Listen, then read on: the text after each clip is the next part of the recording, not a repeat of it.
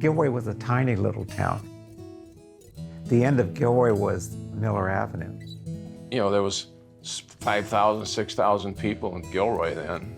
There was a city limit sign right there about where the overpass starts. It said 6,019. When I was growing up, I can remember my girlfriend who lived on the east side of town.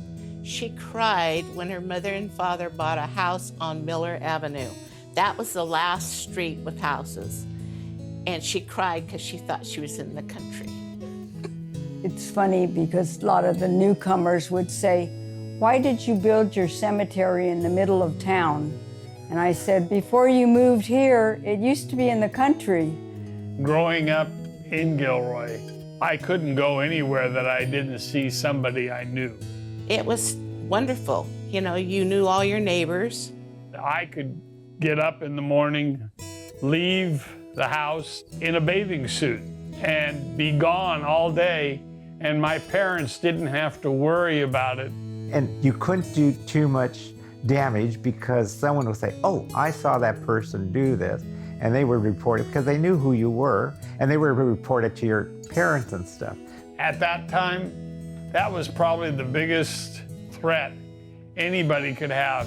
If you don't straighten out, I'm going to call your father. I think the difference is people took time to enjoy themselves. Gilroy was a wonderful city. We had everything we needed here.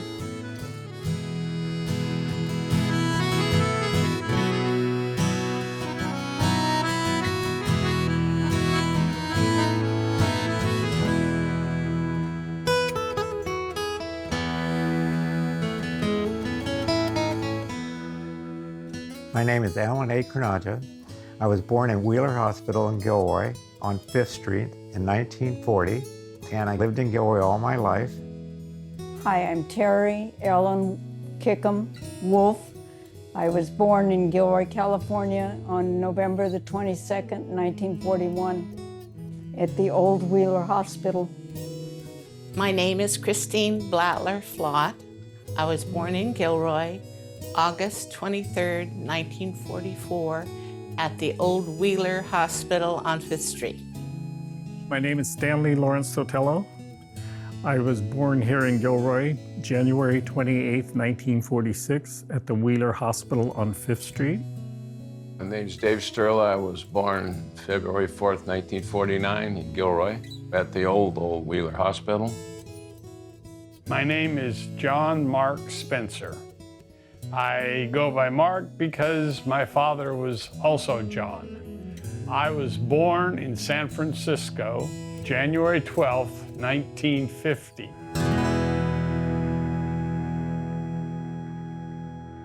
My father was born in Italy in 1903. His mother sent him to the United States as a young man at 19 years old to get away from the war in Italy. He landed in Placerville and worked in a lumber mill for a year or two. And then he sent for his younger brother, which was Reno. And Reno was only 17. And my father said, "I know how to be a baker, and I'm working for a bakery in Watsonville. Let's start a bakery together."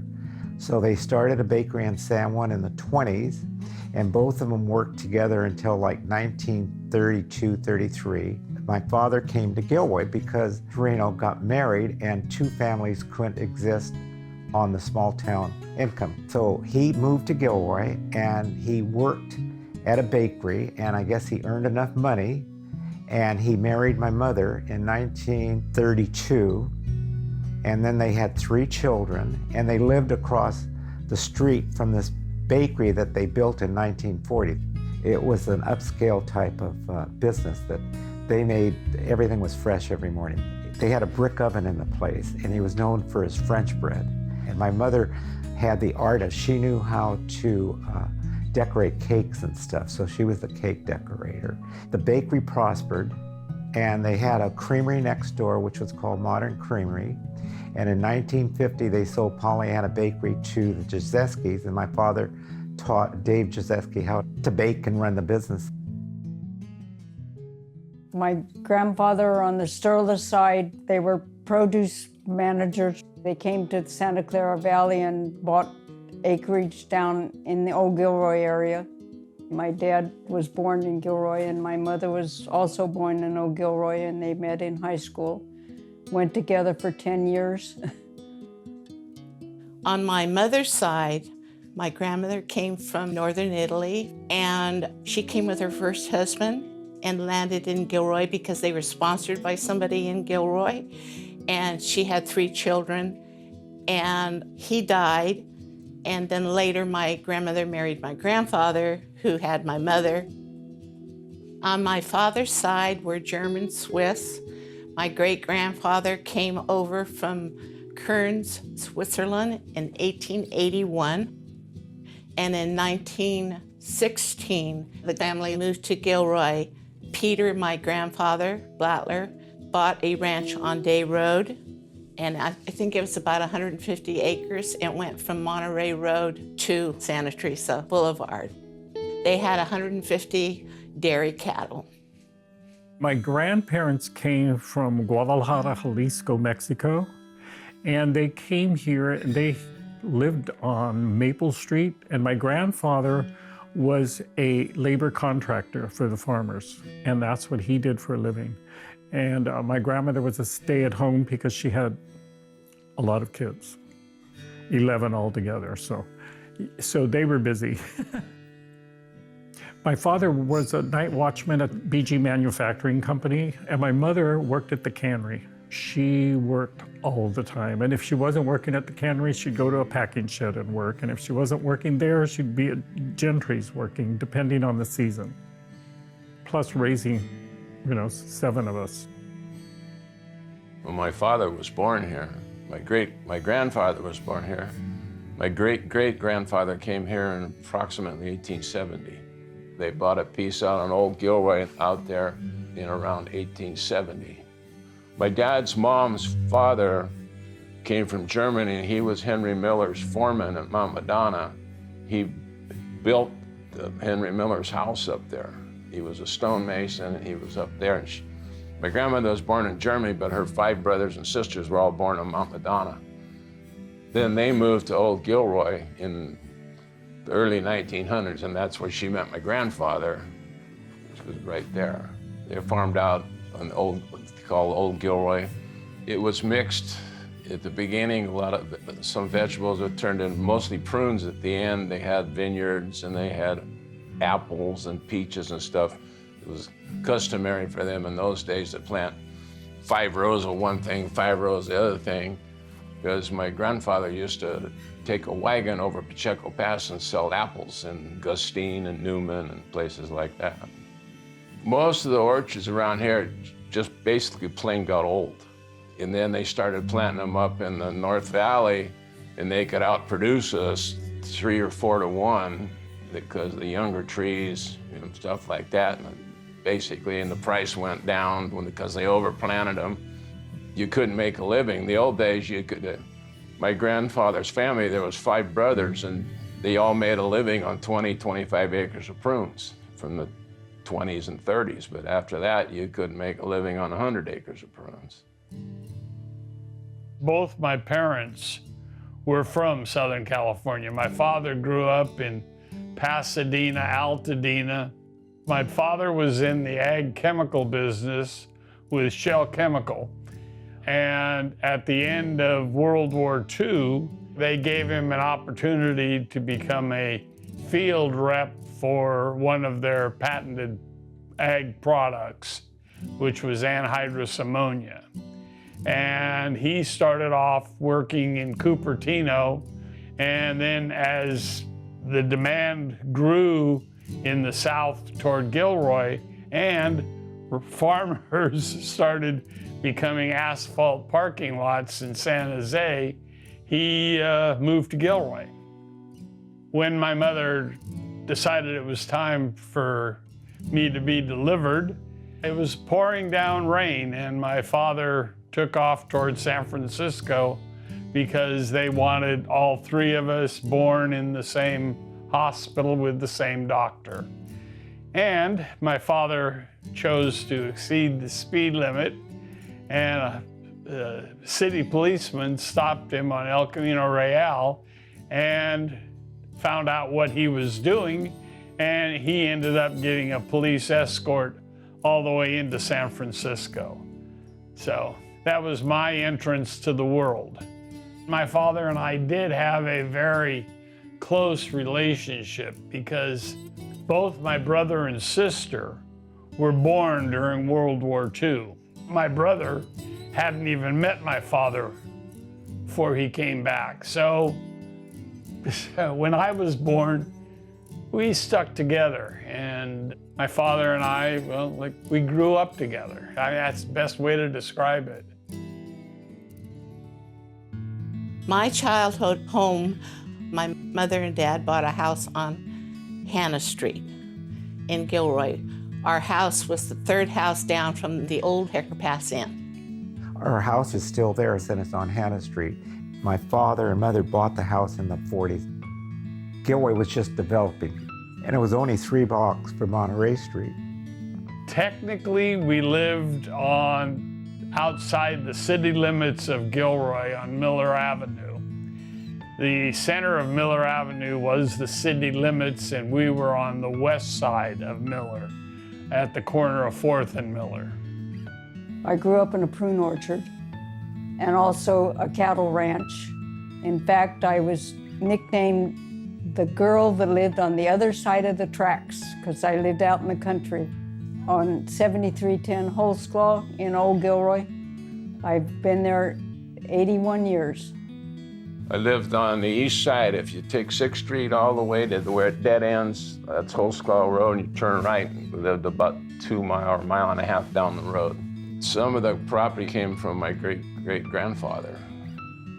The home that I grew up in is 171 Rosanna Street here in Gilroy, between 7th and 8th. We had every kind of fruit tree you could think of. In the front, we had rose bushes, and then further back from that, we had every kind of vegetable you can imagine, and it kept us busy. When I was young, maybe 10 or 11, a lot of my chores were chopping wood, kindling for the fireplace, because we had a fireplace and a wooden stove that my mom cooked on, helping my mom with hanging the clothes on the clothesline, then taking them off and sprinkling them and rolling them so they could be ironed. My dad died when I was 7, so we had to do a lot of the chores around the house, and we had a lot of responsibility because my mother worked. I would rather be out having fun.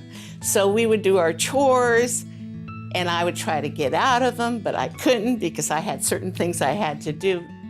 When I got home from school, if it's wintertime, I had to start the fire in the fireplace, and I had to take out the garbage. In those days, we used to burn a lot of trash. You gotta go burn the trash, cut the lawn, all that, rake the leaves in certain times. On Sundays, we had to can all summer long. And we said, oh man, this is a lot of work. So making pickles, the vinegar in the hot house, and I used to tell my mother, Mom, why do we have to do this? She says, honey, it's for a rainy day. We waited and waited for it to rain. And one day it finally rained, and we says, Mom, can we have some peaches and apricots? She says, honey, you could have it anytime. No, that isn't what you told us. When I got older, some of my chores at the prune ranch was helping my dad repair the prune boxes, rake the rows so he could go down with the truck to pick up the prune boxes, and sometimes even helping shake the trees for the prunes so the pickers could get in. I can remember we used to pick prunes in boxes, and we'd load them by hand, and then one year we got a forklift, and then we could just load them on the ground and put them on the truck, and then after that we got bins, and that was even better because you didn't have to lift boxes. I was the son that he didn't have, so at the cattle ranch, I was the gopher, where I went and got him the barbed wire or the nails or the sledgehammer, whatever he needed. In the summer, I would stay with my aunt and uncles, one that lived in Madrone and one that lived out in the country off of Furlong. So I grew up kind of on a ranch. My uncle Roy Rianda taught me how to drive a Jeep because he had pipes he had to change in the fields and stuff. So he would let me at 8 and 9 go out and drive the Jeep alongside him so he could change, his pipes and stuff.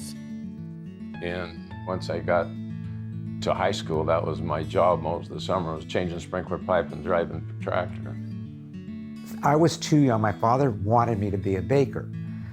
But I said, I don't want to be a baker, and getting up at 3 o'clock in the morning. But when I was young, they had me as the person that would sweep up the flour. And when I was younger, I had my older aunt. She says, oh, you're young and you're in school, you should start earning money. So she got me a job in this grocery store, which was Purity, as a cleanup kid to clean up the meat department. And I had a work permit at 15, and every day I would go and clean up the meat department, earn good money at that time. When I was 12 years old, I started working in my grandfather's, the old Gilroy gas station. And it was funny because he was very tight and frugal. He didn't pay me, and he didn't allow me to have anything else to do with the store. But so he'd say, well, honey, I'm gonna go in the back and have lunch, and you take care of everything. Boy, the minute he left, I found myself a candy bar or cookies, and boy, I gobbled those down real fast before he came back. I used to work at Woolworth's department store. Every once in a while, you sneak past the candy counter and steal some cashews out of the hot nuts, because they had hot nuts and popcorn in the other, and so you just grab a little bit and keep moving. And one thing, I had to pump gas in those days, and that was real scary because these big, beautiful cars had come in, and I'll never forget, I had to stretch the gas hose over the top of this car to get to the gas tank to pump it, and I'm sure I must have scratched it, but I put the gas thing back real fast so they didn't see what happened. Being that I was with my father a lot in his ag chemical business, I knew how to drive when I could reach the pedals. And I was driving all over the farmers' ranches in San Jose, Sunnyvale, and by the time I was 12, my father would take me up there, and I would move bulk tanks around with compressed anhydrous ammonia. And as I bent over to undo the 2 valves, I got shot in the front of my Levi's with that anhydrous ammonia, and instantly my pants froze from my knees to my belt. And as I stood up, off broke the front of my Levi's. At that point, the foreman was not far away and getting a good laugh out of it when they realized I wasn't hurt. He went and got me a pair of coveralls. For fun, I don't know there was much fun. We played hopscotch, tetherball at school. There weren't many kids around our area, so you basically played with your dolls or played with, whatever you had to play with. We had a lot of time outside. We roller skated, and we had to use the key to tighten our roller skates. We roller skated. If we could borrow some skates from someone. You could ride your bike to Glen Creek. We played on the street. We played at the parks, Miller Park. We had the hula hoop. We played jacks. When my sisters weren't around, the guys would get the jacks, and so we could beat them when we were going to play jacks. We had the merry-go-round. The boys played marbles and cowboys and Indians. We played cowboys and Indians. Boy, now that's politically incorrect. We threw the baseball a lot. Oh, we played basketball, we played football. Well, when we were young, who knows? When we were young, you used to play baseball, but this was with the neighbors and stuff. We did a lot of bicycling growing up. We would go up to the top of Hecker Pass, and by the time we got to the first hairpin going down the hill, we could not catch up with our pedals. We estimated one time we were in the high 50s, maybe even the low 60s, wearing a pair of tennis shoes, a t-shirt, and a pair of cutoffs. We'd just go do dumb things, throw rocks at cans and go down in the creek and make a fort or something up in a tree and, you know, stuff like that. We dug a fort underground and covered the fort with a sheet of plywood. And this fort, I think even today I could stand up in. And when they finally got around to that area to build the houses, the tractor that was knocking the soil down found the fort. And they had to go get another tractor to pull it out. That we never claimed to have anything to do with that fort. We used to shoot 22s and stuff at targets in the creek all the time and rode the bicycle into town. I remember downtown was very vibrant. Everybody was friendly to everyone. Everyone was kind. Everyone took their time. You knew all the merchants, and they knew you by name. You felt welcome. Starting from Hall's, you could buy 2 pair of jeans for $5. You had all the shoe stores, you know, Semino's, Rizzuto's, you know, Wentz's drugstore, Johnson drugstore. At Wentz Pharmacy, I couldn't wait to get my first check so I could go there and have a lemon Coke. Jim's Sports Shop, Western Auto, Mrs. Chalupka's Bakery. And 2 doors from this bakery was a pool hall, and the Steinmetz owned the pool hall, and they didn't want us to go in there and look at the magazines or go play pool, or it was off limits. And I remember going into like ladies' toggery, and you could try on 2 or 3 outfits, and she'd say, oh, why don't you take those home with you and try them on with whatever you want and then bring them back. You just she'd write your name down and you could, you know, bring them back. Then across the street was the post office market. Dan Reese owned it. And the thing was, we would go there and buy groceries. And we had a running tag. And every Friday, when Dad got paid, we would go there and we would pay the bill. And the old city hall was interesting because up on top was the judges' chambers, and it had 2 judges' chambers. And then downstairs was the jail, and all of the city was there, and the fire department, and a tiny little place because Gilroy was small. And then we had the dispatch. The dispatch was totally different than it is nowadays. It was very personalized, and you knew what Gilroy was doing.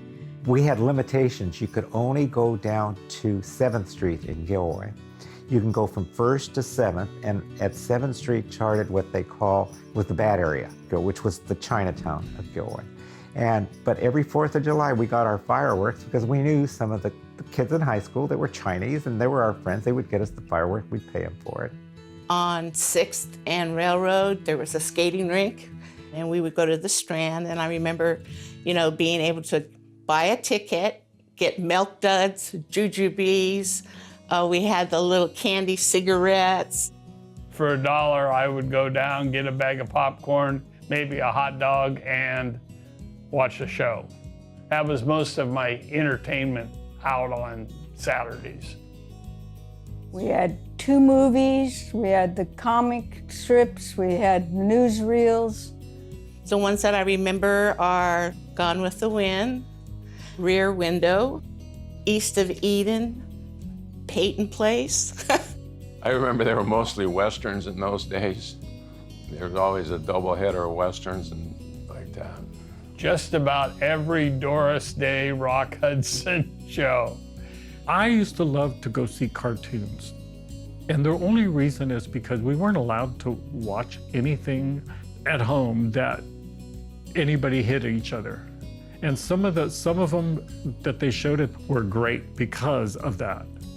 And because it was the only time we got to see any violence, because my mother would say, no, you can't watch that. No, you can't watch that. So that was the cool part about it. It was wonderful. Jack Peters, during high school, he hired a lot of high school kids to work there. You know, we had ushers, they had the loges, which, you know, if you had to pay more to go to the loges. I worked there.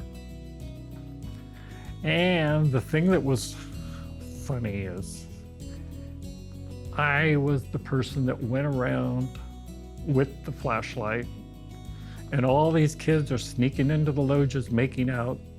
And of course, I'm walking around with the flashlight, and they didn't pay to sit in the lodges, but I walk over there and I say, I'm calling your mother right now. Now get out of the lodges and you leave her alone. We go to the drive-in. That was the big thing. Yeah, went there a couple times out here on Hecker Pass next to what's now Safeway. My memory of the drive-in, it was a fun place to go. And you had tailgate parties because the movie screen was up there, and then they had the speakers in the car, and if you had a car convertible, you'd put down the top and you would look at the movies, and you'd go to the snack bars, and you would meet all your friends there because you're like, oh, I'm gonna go and see that movie, and you'd talk your parents into taking you to the drive-in. Drive-in theater was a big hit with us teenagers. You know, we went and we tried to sneak in sometimes. Yeah, and we snuck people in the back of the trunk. Yeah, but we were smart though, because we'd fold the seat down and then they could sneak out that way, right into the back seat, so they didn't see you open the trunk. And I remember that some of us teenagers, our mothers either didn't know we were there, but the mothers would leave messages at the intermission, but it would be on the intermission thing. It would go across the screen, call your mother. She's looking for you.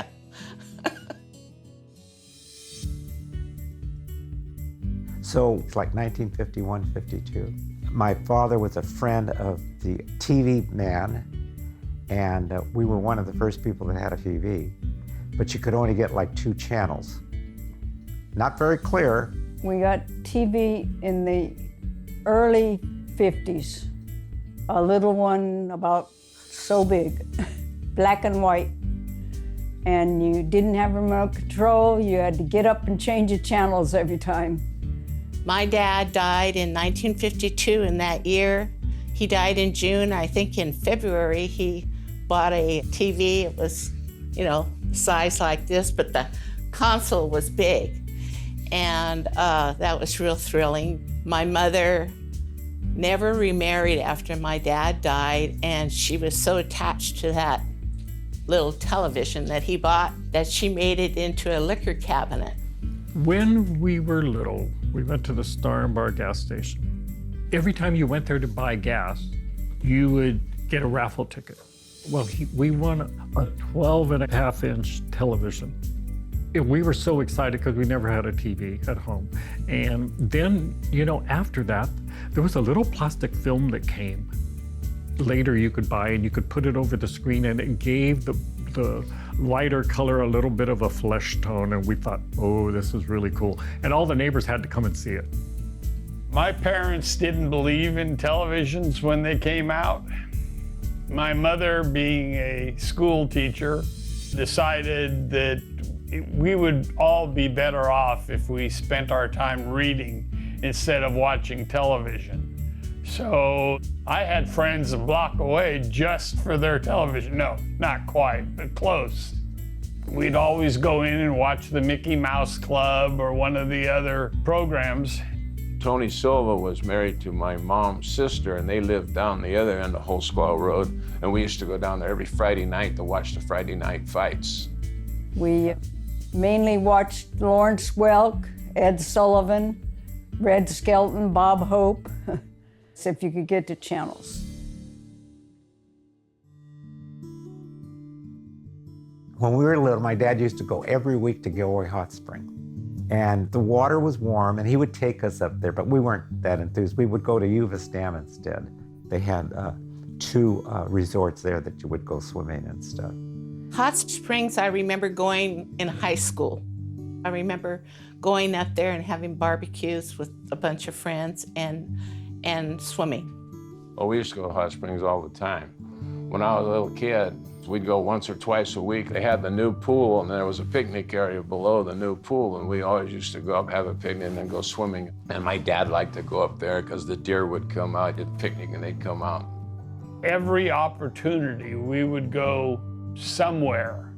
I mean, we would have picnics just at the drop of a hat up at Mount Madonna. We used to go camping up at Mount Madonna and only spend one night because we weren't the outdoor type. And it was interesting, you know, you spend one night at Mount Madonna. We said, oh God, are we glad we don't have to do this all the time. We used to go fishing, especially as kids. We'd go down to Glen Creek, or we'd go, that time you'd go up Coyote Lake or along Pacheco Pass and stuff like that. You had places to go fishing. My grandfather, and he had 5 brothers, and they all were hunters and fishermen. So there was always somebody doing something. As I said, I was my father's son that he didn't have, and I went deer hunting with him and fishing. We did camp. You know, my dad was a big duck hunter, and so I remember my mother cooking like 30 ducks for a dinner. My mom loved to cook. She would have the relatives over once a week, and she would say, okay, on Sunday is the day off, I'll cook them spaghetti. I'll cook them chicken cacciatore. I'll cook them prime rib. I'll cook them whatever she decided. Each week she'd have a different thing. She was Irish, but my grandfather taught her how to cook Italian, so she made the spaghetti and the usual stuff. And One I always loved was her macaroni and cheese, and then there was tamale pie. My mom always cooked 3 meals a day because my dad was a working rancher, and I remember her minestrone soup and the Italian meals that she'd make. One was a frittata, which is fried lettuce and eggs combination, and tripe, which now they call menudo, but at that time we just called it tripe, was mixed tomato and onions and everything. My mom, she would come home and cook, but she didn't really have a lot of time because she worked hard. My mother depended on my sister and I to fix dinners, and my sister was an excellent cook. So my grandmother on my mother's side was Italian, so my sister learned how to make raviolis and the pastas and gnocchis. Everything my mother made was great. I'm serious. It was everything she made. She just took her time, and plus she'd get recipes from the ladies from the cannery, and they all competed to make the best of everything for their families, and it was really nice. My dad and her made the best tamales. They did them where you tied them on the sides, and then when you cut the sides open and opened it up, it was just like a stew that flowed on the bowl. It was great.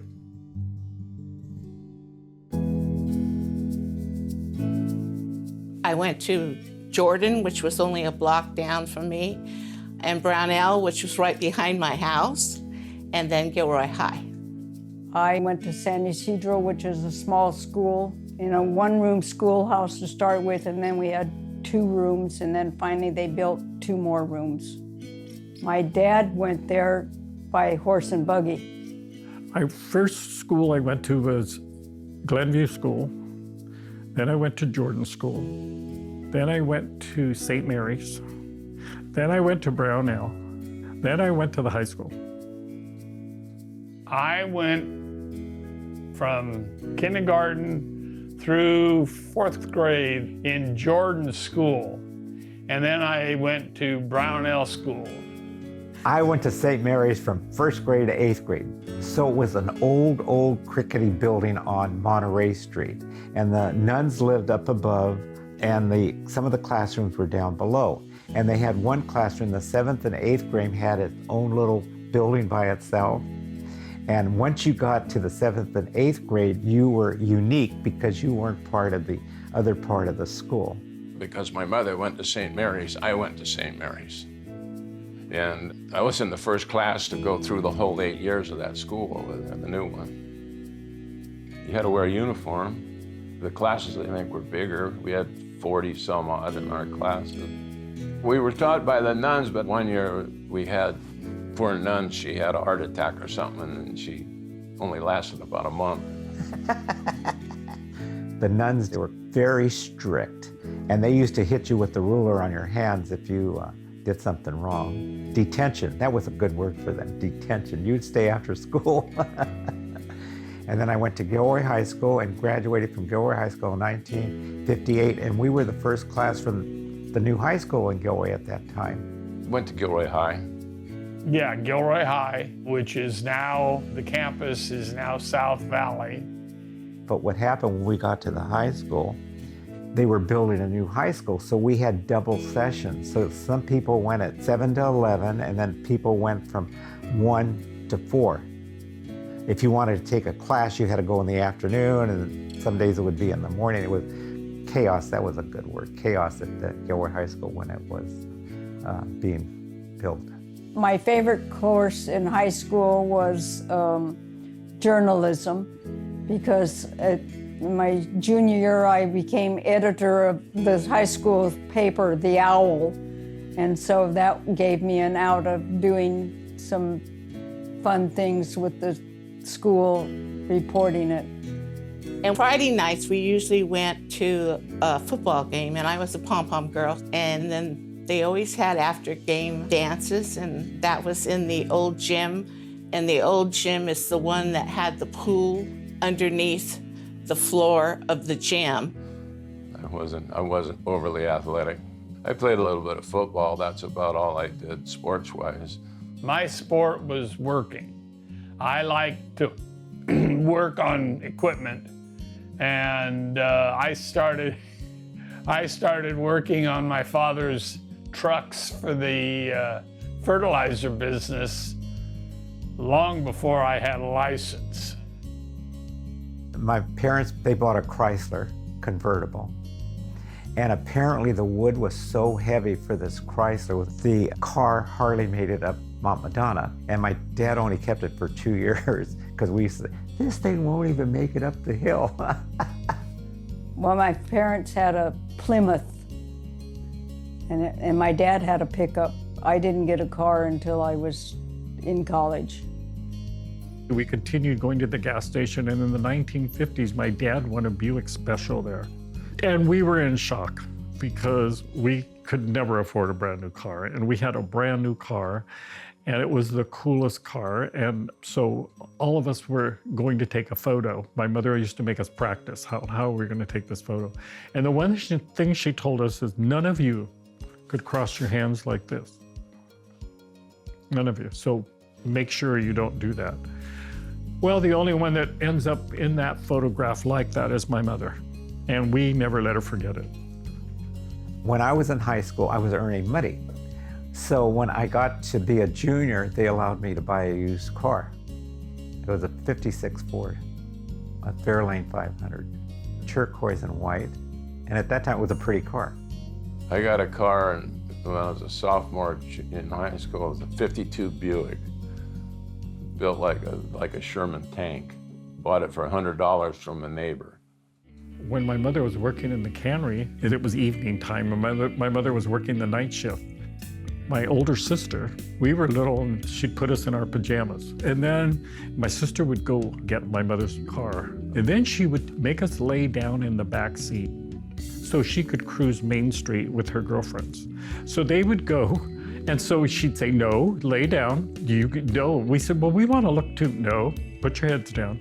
And the thing that was so funny is one time my mother came home from work that day, and she was so upset because she says, I can't find my car. You know, on Friday nights or the weekends, we would drag Maine. That was the thing that you did. Mainly Friday nights. There was a route. It went from Snow White on 1st Street to Monterey, which at that time was the 101 highway, down to Becky's Burger Pit, around Becky's, and right back to Snow White. Yeah, that was a big deal when you're high school. You always passed a bunch of guys parked by the old Peterson Tire right there next to Foster's. Later on, when we grew up, we did that too, you know, the same route. And sometimes we would go as far as Hollister, you know, and drag Maine in Hollister. That was our rival school. I remember a lot of the guys, and my husband was one of them, with Eddie Tocnetti, where they burnt a G on the Hollister football field because, you know, we were rivals. You would spend maybe an hour or so until you ran out of gas, I guess. When I was in high school, I started working with my father. He had sold his chemical business, and I talked him into starting something that would keep my hands busy, and we started an equipment rental yard here in Gilroy, Spencer Rentals. So I arranged my education at high school. I got out at noon for my junior and senior year so I could go to work. After high school, I graduated and I went to San Jose State, and I lived at the Catholic Women's Center, and I was studying to become a teacher. I always had really good grades in art, and I wanted to do architectural design. But the thing was, I couldn't afford college because my father died when I was 13. So I had to help my mom, so I wanted to help her. So I stayed home, and so I talked to my counselor, and he says, you know, you're really good in art. What do you think you'd like to do? I said, well, I guess I could probably become a barber. He says, no, you don't want to be a barber. You're not going to make any money. Have you ever thought about being a hairdresser? And I said, no, not really. But he says, well, your grades are so good in art, you can get a free scholarship to Emory's Beauty College in San Jose on 2nd Street. So he said, would you like that? And I said, well, it's opened up a door for me, so, you know, sure. I went to Gav. In fact, I was the first class on the new campus at Gavland. Actually, that was pretty neat because there was about 800 kids the first quarter. In the spring quarter, there was only about 400 left, and you knew everybody. And it was a pretty big party town there because everybody just got together. Went there for 3 years, and then I graduated from Cal Poly with a degree in fruit science. And I got lucky. There's not a lot of ag jobs in this area, and I got one, and I did it for 40-some years. I went to college to San Jose State, got my teaching credential in 4 years, and that September I was hired at Glenview. That was a new school, and everything was surrounded by orchards. And then I taught for 48 more years in the Gilroy School District. Once I retired, I worked 6 more years doing SELT testing throughout the district. I went on to Hartnell College and got my degree in business, and I was going to go on to college, and they talked me out of it. And at Super Save, they promoted me to be a department head. So I ordered the milk and eggs and cheeses and ice creams and stuff. When I had this Korean boss, he was a character, Hank. He made me like the head person that would open and close the store and go to the bank for him and stuff like that. So I worked at the one store for 23 years. I volunteered at St. Mary's, and I was volunteering so many hours. My husband says, why don't you get paid for what you're doing? Why don't you get a job? And so Mr. Brackett saw me on the street one day and asked me if I wanted to work part-time at the post office as a rural carrier, and I said yes, and that worked into a full-time job as a clerk, and then I became a superintendent, and then I became the assistant postmaster. I retired in 2001, 30 years. Madeline Silvestro, she asked my mother if I was interested in coming to her house to do her daughter's hair, because her daughter worked in the cannery also, but she got multiple sclerosis. We became socially friends. So about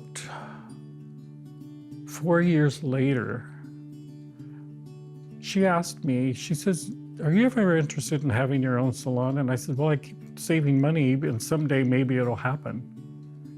And she said, well, you know, my mother has a friend, and she's losing her salon to taxes. Are you interested? And I said, well, yeah. And that's how I started. The name of it was The Heirloom.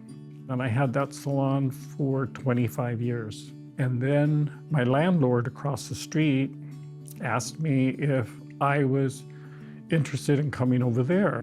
The name of it is Robert Raymond. And then I've been there now 26 years. I worked at the Garlic Festival from year 2. I did Gourmet Alley, I did gate entry, I did security. My wife and I, we worked at the Garlic Festival for 20-some years, so we sold tickets at the Elk for at least 15 years at the different gates. Selling tickets was wonderful because you met people from all over California, different parts of the world too. Oh yeah, we volunteered at the Garlic Festival in Gourmet Alley. Well, it started out, we chopped parsley with dull knives one year, and the worst job ever there was when scrubbing the frying pans after the guys got at it. I did it one time and I refused to do it again. And then we found out that John Shearer, who I hunted with his hunting club for 40 years, took care of the scampi booth. We got hooked up with him and we did scampi probably for 20 years. I got involved with the Garlic Festival through Joyce Patteroo, and she had Gilroy Travel, and she was running the Miss Gilroy pageant. Mark would be an MC, he's my partner, and I would be helping doing stage sets and stuff because of the art stuff, and also help with grooming the girls. I belonged to several organizations that we worked and we sold tickets. We worked at the beer booth. And we used to make porcelain dolls. We made a garlic chef in a garlic bulb costume, and he was holding the garlic book. And we cooked for the volunteers all 3 days. And then the fun part is that when you were done with your shift, you would go and have your meal with the other people that work with you. I belonged to Beta Sigma Phi for over 50 years. We do fundraising and then donate back to the different organizations in Gilroy. I also belong to Ag Boosters, where we were involved with the future farmers. My wife was a second grade teacher. I used to volunteer one day a week, and I would be the person sitting there and I would correct the papers while she was doing other things in her school. I belonged to the JC's, Junior Chamber of Commerce. We built floats for Gilroy Bonanza Days. We would build a float and then we would show it, but then we would take it to other cities for advertising for the community and the celebration here. I volunteered over 20 years for the Salvation Army. I started the Adopt a Family program. I volunteered over 20 years at St. Louis Hospital. It was very important for me to give back to my community in Gilroy because I felt my mother was helped being left a widow, being left with 2 children, but yet she did very well. I think Gilroy helped raise me. So that's why I decided after I retired to give back to the community.